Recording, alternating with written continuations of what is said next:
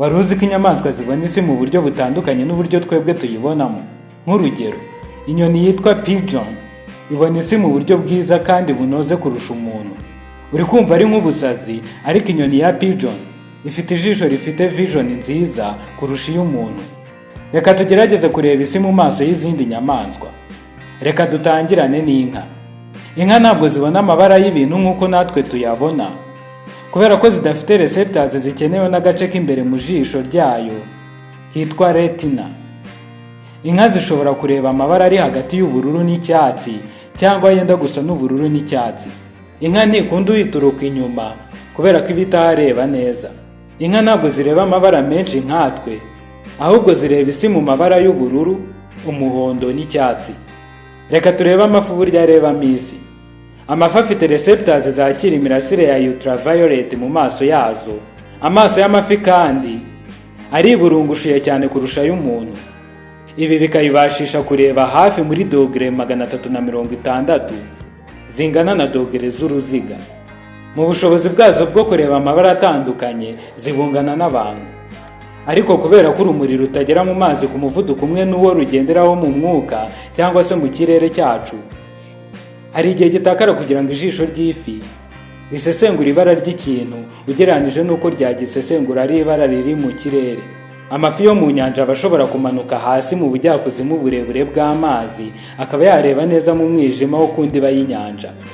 Ku rundi ruhande, amafi yitwa shaka ntabwo ashobora gutandukanya amabara, ariko areba neza mu mazi kurusha uko twebwe abantu tureba. Inyoni zifite uburyo bwiza bwo kureba isi ariko butandukanye n'ubw'umuntu. Zishobora kureba urumuri rwa ultraviolet, ibyo bikazibashisha gutandukanya ibigabo n'ibigore byo mu moko yazo atandukanye. Ndetse no mu buryo bwo kureba ibizizengurutse, inyoni zizi gufokasinga neza kurusha abantu.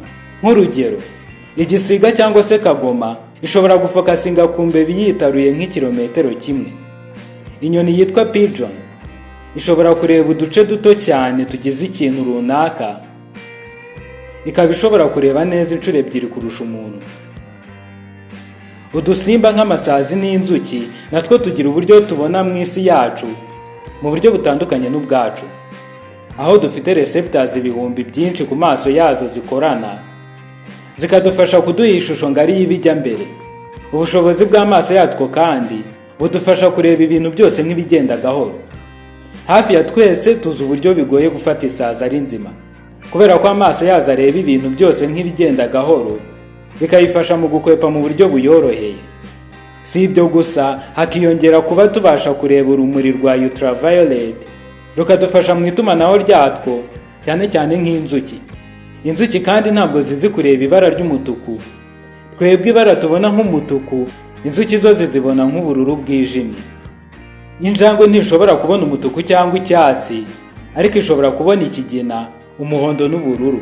Zishobora kureba muri angle nini cyane, ibyo bikazishoboza kurunguruka ibintu byinshi. Iyo bigeze nijoro, injangwe ireba neza inshuro 6 kurusha umuntu. Reka tuvuge no ku mbwa. Imbwa ntizishobora kureba ibara ritukura cyangwa irya orange, ariko zishobora kubona ubururu na violet. Zishobora gutandukanya ubwoko bw'amabara y'ivu 40. Reka n'uruvu turuvugeho dusoza. Uruvu rufite amaso ku buryo buri jisho rishobora kwizengurutsa ukwaryo ritabishingiye ku rindi. Ibi bikaruha ubushobozi bwo kureba ikintu cyose kiruzengurutse bitabaye ngombwa ko ruhindukiza umutwe. Uruvu rushobora kubona amashusho 2 atandukanye icyarimwe, nk'uko wareba filime 2 zitandukanye, imwe iri kuri ecran iri imbere yawe, indi iri kuri ecran iri inyuma yawe, zose ukazirebera icyarimwe. Mbese niki wakora uramutse ufite ubushobozi bwo kureba nk'uruvu? Ukaba wabasha kureba muri dogere 360 nk'uruvu bitagusabye guhindukira. Nyandikira icyo wakora muri comment.